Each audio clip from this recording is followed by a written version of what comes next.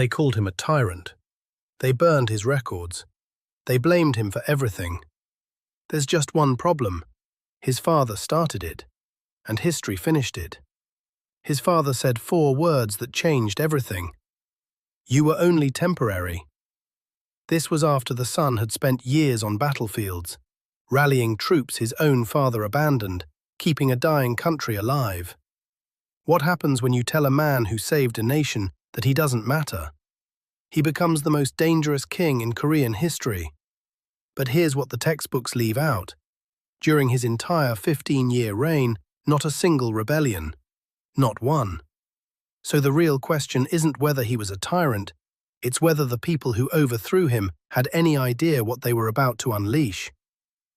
Gwanghaegun, the largest invasion East Asia had ever seen. 158,000 Japanese soldiers hit the shores of Busan, and within weeks they were tearing through the Korean peninsula like it was nothing. Cities fell, armies scattered, the capital was wide open, and the king, King Seonjo, looked at his court, looked at his people, and made a decision. He ran.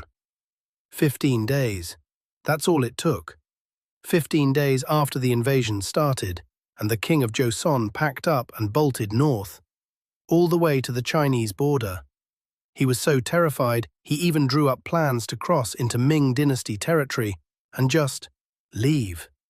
Abandon the entire country. His people watched their king's carriage disappear down the road, and they burned his palace to the ground. But here's the thing, Seonjo had a son, second son, born to a concubine, not the queen, which in Joseon meant you were basically a political afterthought. His name was Gwanghae. He was 17 years old, and right before he fled, Seonjo did something desperate. He split the government in 2. One half went with him up north. The other half, the half that actually had to face the war, he handed to his teenage son. You handle it. That was the job. No army, no resources, no plan.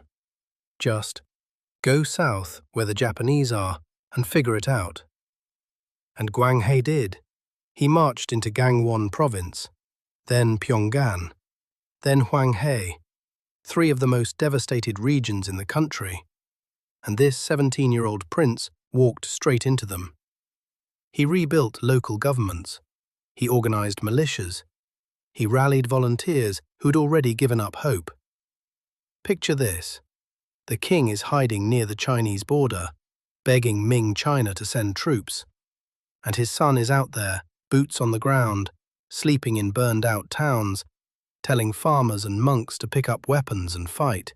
By 1593, Ming reinforcements arrived, and together they took back the capital. A country that had been left for dead, dragged back from the edge by a prince nobody expected anything from. Gwanghae became a legend, the prince who stayed when the king ran, the son who fought the war his father refused to face.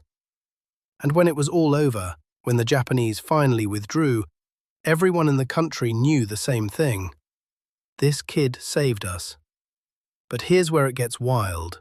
The war ended, and waiting for Gwanghae back at the palace was the one person who should have been proudest of him. His father. And he wasn't proud. Not even close. See, here's what you need to understand about King Seonjo. He didn't hate his son. It was worse than that. He was threatened by him. Gwanghae had done the one thing a king can never forgive. He'd made the king look weak. The son fought, the father ran. Everybody knew it. And Seonjo could feel that truth in every room he walked into. So he did what insecure men in power always do. He started playing games. Abdication threats. Seonjo would announce, publicly, dramatically, that he was stepping down and handing the throne to Gwanghae. Sounds generous, right? It wasn't, because the second Gwanghae accepted, it would look like a power grab. So the son had to beg his father to stay. Every single time. Seonjo pulled this stunt 18 times. 18. Each one a loyalty test. Each one a reminder, I can give this to you, and I can take it away. But here's where it gets really cruel. Gwanghae needed one thing to lock in his position: official recognition from Ming China. In Joseon, a crown prince wasn't legitimate until the Ming emperor signed off, and Ming kept saying no. Why? Because Gwanghae wasn't the firstborn. He wasn't born to the queen. In Ming's eyes, that disqualified him. They dragged it out for over 10 years. 10 years of being crown prince in name, but never confirmed. 10 years of his father letting that ambiguity hang over his head like a blade. And then came the moment that broke everything. Seonjo looked at his son, the son who had held the country together with his bare hands, and said, "You were only a temporary appointment. Never come here again." Temporary. After the war, after the militias, after rallying a broken nation. Temporary. The records say Gwanghae vomited blood on the spot, and then fate twisted the knife. In Cheonnyukbaek Yungnyeon, Seonjo's young queen gave birth to a son, a legitimate son, born to the official queen, not a concubine. His name was Yongchang. Suddenly there was a real heir, the kind of prince that Ming China would actually recognize. Gwanghae had spent his entire adult life proving he deserved the throne, and now a newborn baby had more claim to it than he ever would. Think about what that does to a person. 18 abdication stunts, a foreign empire refusing to acknowledge you for a decade, and then a baby shows up and makes everything you survived irrelevant. That's not rejection, that's erasure. And wounds like that don't heal. They calcify. They turn into something harder and darker. Every betrayal becomes proof that nobody will ever accept you unless you force them to. Every threat becomes something that has to be eliminated before it eliminates you. The war hero who slept in burned villages was still in there, but something else was growing alongside him. A cold, desperate mathematics of survival. How that wound finally explodes, and why understanding it changes everything you think you know. Hold that thought. We'll get there in a moment. So Gwanghae finally sits on the throne. After the war, after his father's mind games, after years of being told he was nobody, he's king, and the country is in ruins. Here's what nobody expected. He was actually good at it. First move, tax reform. The old system was insane. Every region had to send specific local products as tribute. Middlemen skimmed everything, peasants got crushed. Gwanghae scrapped it, replaced it with a unified tax paid in rice, cloth, or coin, the Daedong law. The aristocrats hated it, but it worked.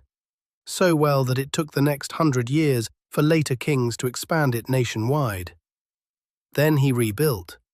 Land surveys, census records, fortresses, armories, the national archives the Japanese had burned. And he published the Dongui Bogam, one of the most comprehensive medical encyclopedias in East Asian history. That book would be used for 300 years. But his real masterpiece was diplomacy. Up north, the Jurchen tribes had unified under Nurhaci. In 1616, Nurhaci declared a new empire, the later Jin, and started openly challenging Ming China. Ming turned around and demanded Joseon send troops. Every advisor said the same thing. We owe Ming. They saved us in the war. We have to help. Gwanghae knew better. He'd seen what the Jurchen were becoming. He knew picking the wrong side could end Joseon. So he played both sides. He sent 13,000 men, 10,000 musketeers and 3,000 archers, led by General Gang Hong Rip. But before they marched, Gwanghae gave Gang a secret order. Watch the battle carefully. If Ming is losing, surrender. Tell the Jurchen we have no quarrel with them. We were only there because Ming forced our hand. The Battle of Sahu, 87,000 Ming and allied troops against Nurhaci's 60,000. It was a massacre. Ming's forces were destroyed. Gang Hong Rip surrendered. delivered the message exactly as instructed. Nurhaci accepted. Joseon survived. That's not cowardice. That's a king who understood that loyalty to a dying empire is just suicide with extra steps. But here's the thing. The same mind that pulled off that miracle, that rebuilt a shattered nation, was also breaking. Remember what his father did to him? The constant message that he didn't belong. Gwanghae started doing the exact same thing. To a child, Grand Prince Yongchang, his half-brother, born to Queen Inmok, the only legitimate son. A boy who, simply by existing, threatened everything Gwanghae had fought for. In 1613, officials allegedly plotted to put Yongchang on the throne. The boy's grandfather was executed, and Yongchang, 7 years old, was exiled to Ganghwa Island. He never came back. The local governor heated the ondol floor of his room until it was scorching. A 7-year-old locked in a superheated room. The records say illness. Everyone knew better. Then Gwanghae went further. In 1618, he locked up Queen Inmok, the boy's mother, in a palace called Seogung, stripped her title, sealed the doors, and then the civil servants stopped showing up to work. That actually happened. Officials refused to report for duty, the Joseon equivalent of a government shutdown. The king had gone too far, and the bureaucracy simply checked out. But Gwanghae didn't stop.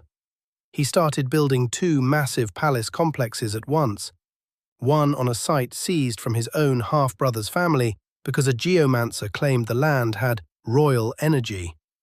100,000 gurn of iron.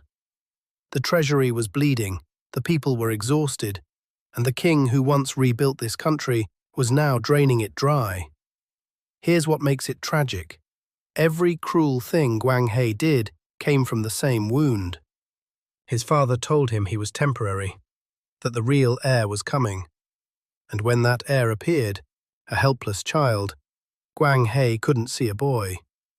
He could only see the threat his father had promised. The hero who saved a nation became the king who killed a child. Not because he was evil, because he was terrified. And the cracks were only getting wider. 1623. While Gwanghaegun slept, soldiers marched into the capital. By morning it was over. 15 years of rule ended in a single night. They brought in a new king, Injo, a man whose whole identity was loyalty to Ming China above all else. Gwanghaegun was stripped of everything, sent to Ganghwa Island, then Jeju. 18 years in exile, lost his wife, lost his sons, died alone in 1641 at 67. But you don't just remove a king, you remove his policies. Injo killed the balancing act overnight. No more quiet diplomacy. Joseon went all in on Ming, the empire that was already losing. 1627. 4 years later, the Jochin invaded. It was a warning shot. Injo didn't listen. And then, 13 years after they threw him out, King Injo knelt in the snow and bowed 3 times to the Qing emperor. Exactly what Gwanghaegun had spent his entire reign preventing. February 24, 1637. Samjeondo. Injo pressed his forehead to the frozen ground. 3 bows, 9 full prostrations, before 120,000 Qing troops. The most humiliating moment in Korean history. Every back-channel message Gwanghaegun sent, every deliberately botched expedition, every time he told his ministers, "We cannot afford this war," all to prevent this exact moment. One more number. Gwanghaegun's 15 years on the throne, 0 peasant rebellions, a dynasty that averaged 30 per decade across 500 years, and the so-called tyrant got 0. The loyalists who replaced him got 2 invasions and Samjeondo. History delivered its verdict in 1636. The winners just forgot to update the textbooks. 400 years later, South Korea sits in the exact same spot, caught between America and China. The question isn't what kind of king he was. The question is, are we making the same mistake again?